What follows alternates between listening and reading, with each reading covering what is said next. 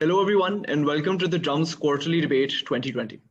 Drums prides itself with its time-honored tradition of quarterly debates that brings political leaders and public intellectuals on the campus floor in order to foster critical thinking and political engagement within the student community. Because of the pandemic this year, we're going to be having our quarterly debate online, which you can follow on this live stream. Before we begin, we'd like to thank our sponsors, KRS Careers, for making this event possible. KRS is a leading education and immigration advisory firm. It's very useful for those aiming for international admissions, and their services include complete applications, preparations for IELTS, GMAT, and GRE exams, and visa services, etc. Please check out their Facebook page and website, the details of which are available in the description and comments of this stream. So now for the debate. The topic for this year's quarterly is this House as a progressive voter would support the Pakistan Democratic Movement. We have esteemed guests all around. In proposition, we have firstly Dr. Amar Ali Jan. He's a Cambridge-educated historian and intellectual that has been a lecturer at both GCU and Punjab University. Dr. Amar has been very recent with his, very active with his activism and political engagement during recent years. Next, we have Professor Aqil Shah. He's an associate professor at the University of Oklahoma in the US, specializing in South Asian politics. Professor Aqil has been studying Pakistan's democracy with a keen intellectual lens, with journal articles ranging from political patterns to elections. Finally, in the proposition half, we have Mohsin Dawir. He's a current M&A from NA48 in Fatah. Mohsin Dawir is among the founding members of the Pashtun Tahaffuz movement. And recently, Mr. Dawir has also been an active part of the Pakistan Democratic Movement. Now, in team opposition, we have firstly Ms. Andaleep Abbas. She's a senior member of the PTI. She is currently an M&A and the current Parliamentary Secretary for Foreign Affairs. Historically, she's also been a writer and a columnist who's published many papers and written over 5,000 articles for Dawn, The News, Daily Times, and Express Tribune. Secondly, we have the senior member of PTI, Mr. Fawad Chaudhry, who is an M&A from NA67 in Jhelum. He's currently the Federal Minister for Science and Technology since April 2019 and has historically been a part of the Federal Cabinet even during the PPP government. Finally, we have one of our own student speakers, Mr. Daniel Makbul, who will be joining us. He is historically a UADC finalist. He is one of the most prestigious debaters that Drums has had the pleasure of having within its speaking rosters. Ladies and gentlemen, without further ado, I'd like to call upon the first speaker from side proposition, Dr. Aqil, to begin the debate and the side for proposition. Thank you very much for inviting me. Yes, thank you again for inviting me to this important and timely debate. I think the choice is very clear.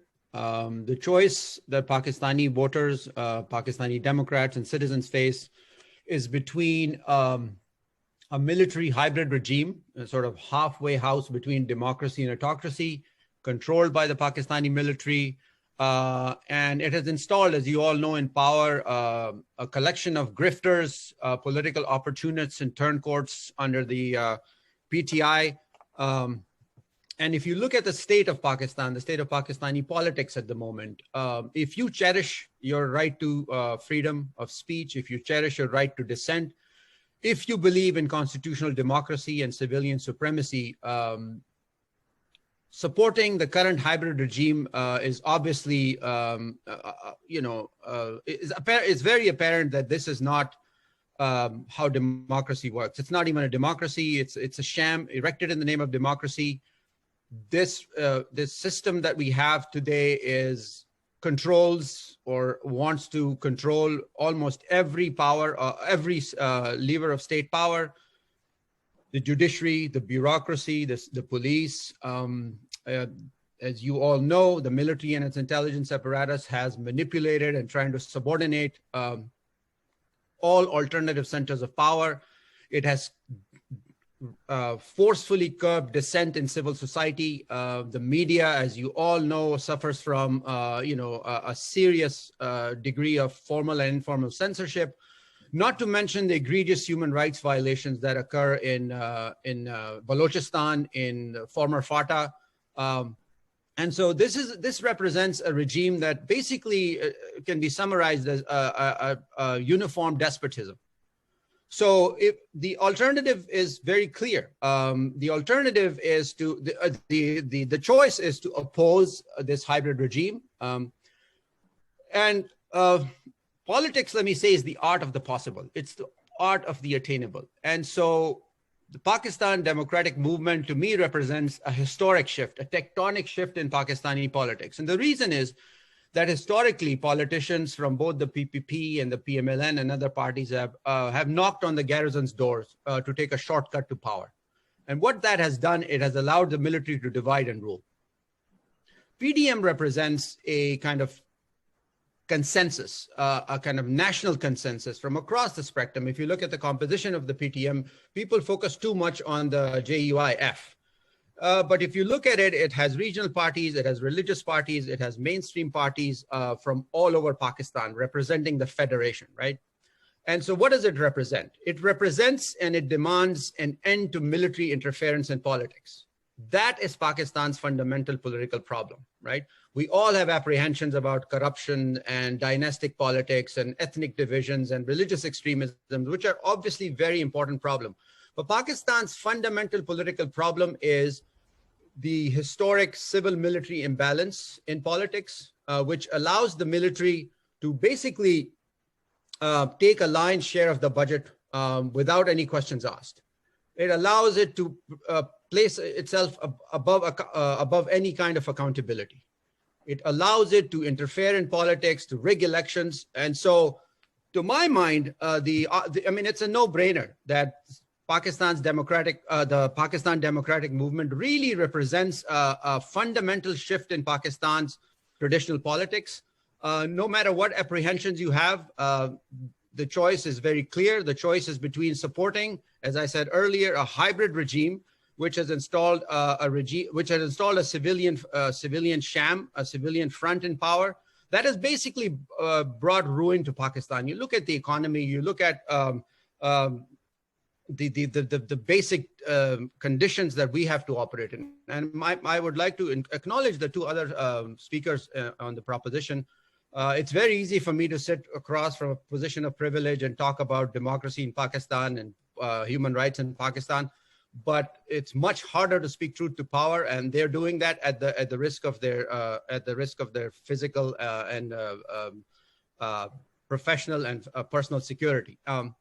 So the important thing to remember is that democracy does not require natural born Democrats. Democracy requires, at the very basic level, political leaders who believe or have accepted, even out of self-interest, the basic rules of the game. The basic rules of the game are that those who win an election, a fair and square election, get to govern and get to make important national policy decisions without the interference of non-elected actors like the military. And so if supporting the PDM doesn't mean that you're supporting a specific form of virulent ethnic nationalism or religious nationalism. The common minimum agenda here is to end the interference of the military in politics, right?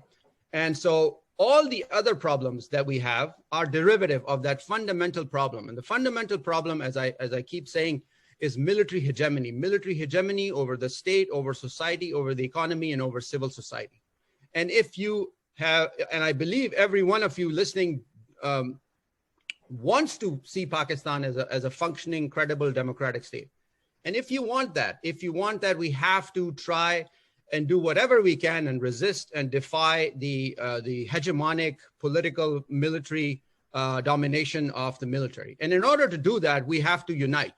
And I think the PDM represents a rare consensual moment of national unity in which, despite their differences, despite the political, sociological, and ideological differences that these parties have, they have come together on a single point, and that single point is to end the military establishment's meddling in politics. If you look comparatively at transitions in Latin America, in Africa, in Asia, one of the key variables for democratic transitions to succeed is the unity of civilians against the authoritarian forces. In this case, those authoritarian or autocratic forces in Pakistan are represented and headed by the military. So civilian unity is absolutely crucial for any democratic transition to succeed.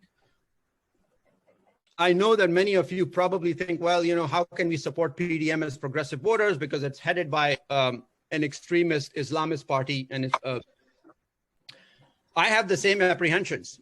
But at some point, you have to decide what the main kind of what Pakistan's primary, fundamental, central issue is. And the central issue is not who heads the PDM. The central issue is that Pakistan has been under the thumb, under the jackboot of the military for too long. And it is, to me, a historic opportunity to kind of put an end to that domination. And that can be done through a nonviolent political movement. And looking at the PDM, it doesn't mean that, you know, the JUIF or any other forces to which you might ideologically or personally find inimical are going to end up winning the election or running the government. This is not a political alliance for election. This is a movement to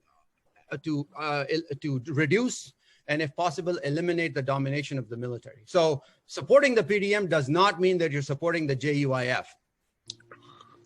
So that's my basically my 2 cents, and I'll be happy to answer any questions. Thank you. I thank the speaker for his emphatic speech.